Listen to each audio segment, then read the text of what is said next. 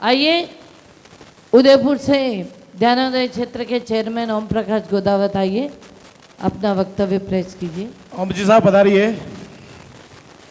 आपको देख के हमारे में भी एनर्जी आ जाती है।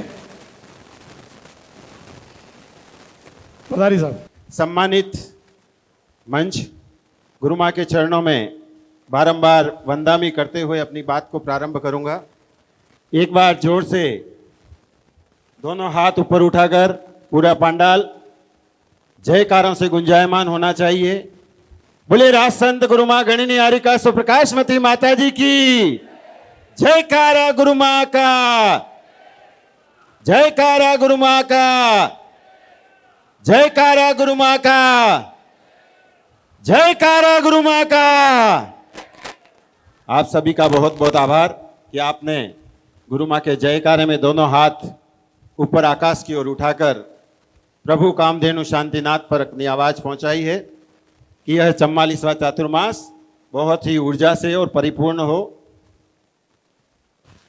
गुरु माँ ने आज मैं आपके सामने जो बोल रहा हूं, मैं कभी मंच पर जाने से डरता था और गुरु माँ ने ही मुझे सिखाया है कि धर्म क्या चीज है। कभी भी गुरु माँ ने जब 2005 का चातुर्मास याद करते हैं, उस समय माताजी सेक्टर 4 में विराजमान थी। इस प्रकार की वार्ताओं से यह शुरुआत सेक्टर 5 में 2005 में हुई, परंतु आज कुछ एक ज्वलंत समस्या चालू हो गई। ज्वलंत समस्या यह है कि माताजी हमारे को डांटते हैं, परंतु माताजी यह चातुर्मास किसके लिए होता है? चातुर्मास हम करते हैं, आप लोग चातुर्मास करते हैं, हम चातुर्मास में आते हैं। चातुर्मास करने से क्या फायदा, किसके लिए? अच्छा, प्रश्न हो रहा है। हाँ, चलिए, ओम प्रकाश जी ने प्रश्न किया है कि चातुर्मास किसके लिए और क्यों। श्रावक के लिए, दान और भक्ति के लिए चातुर्मास आता है, ज्ञानार्जन के लिए आता है, और साधु संत के लिए ज्ञान, ध्यान और आत्मशुद्धि, जीवन को परिवर्तन करने के लिए, साधना को उच्चतम बनाने के लिए चातुर्मास आता है। गुरु माँ, फिर आजकल चातुर्मास में ये दिखावा क्यों होता है? हर जगह देखते हैं कोई प्रवेश हो रहा है, कोई घोड़ा आ रहा है, बग्गी आ रही है, बैंड आ रहे हैं 10-10, और चातुर्मास में प्रवेश के अंतर्गत इतनी तामझाम, जैसे कहीं ऐसा क्या चातुर्मास के अंतर्गत होना चाहिए, या एक दिखावा जैन धर्म के लिए आवश्यक है, या जैन धर्म इस चीज के लिए बना है? महानुभावों, आज से 44 साल पूर्व जब हमने दीक्षा ली, तब 15 वर्ष तक स्थिति ये थी कि कोई कलश स्थापना नहीं होती थी, कोई कलश स्थापना नहीं। साधु जाता, यहाँ तक कि शायद हमारे अशोक जी 84 का चतुर्मास करावली में हुआ था, वो साक्षी होंगे कि करावली का जब चतुर्मास हुआ, मंदिर के कमरों में महाराज ठहर गए, 2 श्रावक के खाली कमरों में माताजी ठहर गए। श्रावक आया तो प्रवचन हो गया, कोई माइक नहीं, कोई तामझाम नहीं, कोई कलश स्थापना नहीं, और चतुर्दशी के दिन साधु अपनी विधि करके चतुर्मास की स्थापना, वर्षायुग की स्थापना कर लेते थे। आज ये 20वीं सदी, ये कलयुग आ गया। इस कलयुग में देखा देखी और तामझाम बहुत हो गया, और ये तामझाम देखकर कभी हमको बहुत अपने आप में ग्लानि सी होती है कि ये क्यों करना पड़ता है। ये नहीं करना पड़े तो अच्छा है, क्योंकि और सही पूछा जाए तो साधु अहिंसा धर्म के प्रचारक हैं। साधु के प्रवेश में हाथी, घोड़ा, घोड़े के ऊपर सवारी और हाथी के ऊपर सवारी नहीं होनी चाहिए, क्योंकि अहिंसा धर्म का प्रचारक साधु है। हाथी घोड़े की आप सवारी करते हैं, उस पशु को कितनी पीड़ा होती है, और किसी के दिल से पीड़ा देना भी हिंसा है, पाप है। और साधु अहिंसा धर्म का प्रचारक आपके यहाँ प्रवेश करने आता है तो निश्चित रूप से आप सादा सादा सहज रूप में साधु का प्रवेश करा दीजिए। वैसे सम्यक दर्शन के 8 अंग में एक प्रभावना अंग भी होता है, थोड़ी कुछ प्रभावना कर लीजिए, पर ज्यादा ये ताम झाम, उस साधु के 4 बैंड आए तो अपने 5 बैंड आएगी। श्रावक भी कंपटीशन में आ गया और साधु भी कंपटीशन में आ गए। वहां 10 घोड़े आए तो हमारे 15 घोड़े आएंगे, वहां 5 हाथी आए तो हमारे 10 हाथी आएंगे, वहां 4 बग्गी आई तो हमारी 8 बग्गी आएगी। कंपटीशन में धर्म नहीं होता है महानुभावों, धर्म तो सच्चाई रूप में होता है।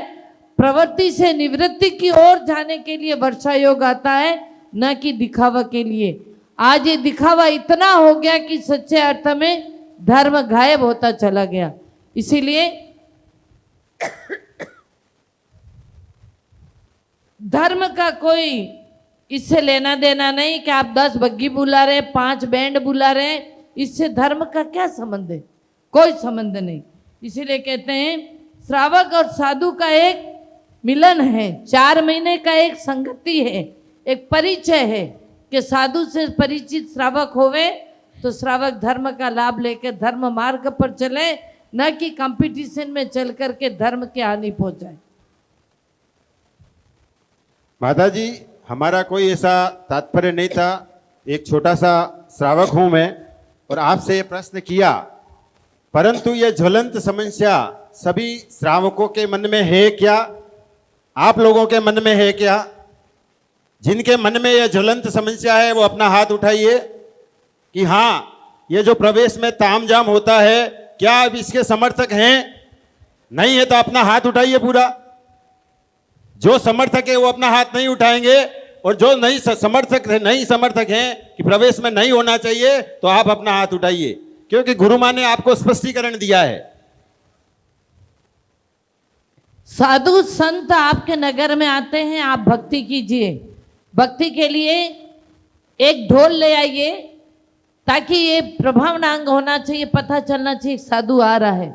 बाकी 25,000 का 50,000 का बैंड लाओ, 15 आदमी 50 आदमी बैंड वाले ला करके धाम धूम करो, इसके लिए अकेला गुनेगार साधु ही नहीं, आप श्रावक भी हैं। क्योंकि श्रावक पहले कंपटीशन में जाता है, फलाना भाई का गुरु आया तो उसने ऐसा बुलाया, मेरे गुरु आएंगे मैं ऐसा बुलाऊंगा। क्योंकि गुरुवाद में समाज बढ़ चुकी है। आज बड़ा दुख होता है, बड़ी पीड़ा होती है कि हमारी समाज एक जैन धर्म की छत्र छाया के नीचे नहीं बैठी है, गुरुवाद में बढ़ चुकी है। इसीलिए गुरुवाद में मत बटो, दिगंबर संत दिगंबर आरिकाएं कोई भी हो उनकी भक्ति करो और उनको अपनी भक्ति से सम्मानित करके अपने नगर में प्रवेश करा। बाकी लाखों रुपया प्रवेश में खर्चा करना ये फिजूल खर्च है, ये वेस्ट खर्च है। कोई गरीब अगर 2 रोटी मांगता है तो हम देने में आगे पीछे होते हैं, और हमारा गुरु आता है तो हम 10 बैंड बजाते हैं। क्यों? क्या जरूरत है? साधु तो अतिथि है, साधु के आने की कोई तिथि नहीं, जाने की कोई तिथि नहीं। अतिथि आता है बिना बताए आ जाता है, पर आज के युग में अगर बिना बताए आवे तो कौन पूछे भाई। इसीलिए ज्यादा बैंड बाजा का तमाशा ना करके एक ढोल ला करके साधु का प्रवेश करा दीजिए। गुरु मां, अब इसका निराकरण क्या है? श्रावक को क्या करना चाहिए? या साधुओं के उसके ऊपर बागडोर है, या किसके ऊपर इसकी बागडोर है? क्या बागडोर किसी एक के हाथ में नहीं, साधु और श्रावक 2 मिल करके, एक गाड़ी के 2 पहिए होते हैं, उसी प्रकार धर्म को चलाने में साधु और श्रावक एक गाड़ी के 2 पहिए के रूप में हो गए हैं। और ये 2 पहिए के रूप में अगर आगे का पहिया सही है, पीछे का खराब है तो भी गाड़ी नहीं चलेगी। पीछे का पहिया सही है, आगे का पहिया सही नहीं है तो भी गाड़ी नहीं चलेगी। उसी प्रकार श्रावक को भी सुधारना चाहिए कि ताम झाम बैंड बाजे दिखावा प्रदर्शन से श्रावक भी दूर रहे, और जो साधु जा रहा है जहाँ भी, उस कमेटी को उन श्रावक को अपने भक्तों को बुला के कह दे कि ज्यादा ताम झाम नहीं करना। एक छोटा सा तुम्हारे लोगों को सूचना के रूप में एक ढोल बजा के साधु को ले जाओ, ज्यादा ताम झाम नहीं करना। अगर सारे श्रावक सारे साधु ये प्रण कर लेवे कि हम आज के बाद ताम झाम में नहीं जाएंगे, ज्यादा प्रदर्शन में नहीं जाएंगे, और श्रावक भी ज्यादा प्रदर्शन नहीं करेगा, दिगंबर जैन समाज का करोड़ों रुपया बच सकता है, करोड़ों रुपया बच सकता है। ये प्रवेश में और ये भोजन में, ये कार्यक्रमों में इतना खर्चा हो जाता है जो कि लाखों रुपए की इसकी बचत करके अगर हम स्थायी कोई चीज बनाए तो एक इमारत जैन धर्म की तैयार हो सकती है। तो उसके लिए संकल्पबद्ध श्रावक को भी होना चाहिए और श्रावक साधु को भी होना चाहिए। अकेला साधु संकल्पबद्ध हो जावे और श्रावक कहे आप तो चुप रहो, आपका थोड़ी काम है, ये तो हमारा काम है, और वो 10 बैंड वाले लाके खड़ा कर देगा, साधु क्या करेगा? इसीलिए ये साधु और श्रावक दोनों का मिला हुआ सूत्र है, और इस सूत्र धारा में श्रावक और साधु दोनों चलेंगे तो ही कार्य सिद्ध होगा। माताजी वंदामी, मैंने यह क्वेश्चन पुटअप किया, ये आपके सामने रखा, इसके लिए क्षमा प्रार्थी हूँ, क्योंकि हो सकता है मैंने ये गलत प्रश्न रखा हो और साधुओं को बुरा लग सकता है और महात्माओं को बुरा लग सकता है, और उसके कारण कहीं मुझे पाप का भागी तो नहीं बनना पड़ेगा इसके लिए। ये कोई पाप का भागी नहीं है, जो चीज सच्चाई है उस सच्चाई का प्रदर्शन है। सच्चाई जो दिख रही है कि आज कोई एक्टर आ रहा हो, प्रदर्शनी करता, साधु की प्रदर्शनी हो रही है, बड़े चौराहों पे ऊपर चढ़ाकर पुष्प वृष्टियाँ हो रही हैं और प्रदर्शित हो रही हैं। तो ये जो फालतू का बिना मतलब का एक्टर की तरह जैन धर्म के संतों का प्रदर्शन होता है, ये अच्छी बात नहीं है। एक भक्ति के स्वरूप में आप साधु को प्रभावनांग के रूप में प्रवेश कराइए और साधु को भक्ति कीजिए।